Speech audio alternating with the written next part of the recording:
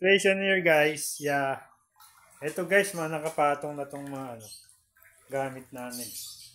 Ano to mga ang lalim niya mga na to. 2 hollow blocks siguro. Ayun, yan yung nilat namin.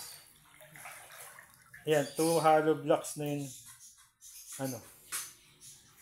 Yan guys,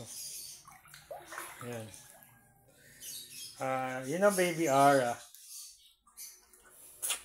Praying that you won't experience this kind of, this kind of situation, this kind of life. Here's your mama.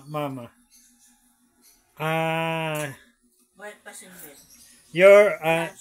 prepared her a pancit canton because after she eats, I'll be going to buy some real food.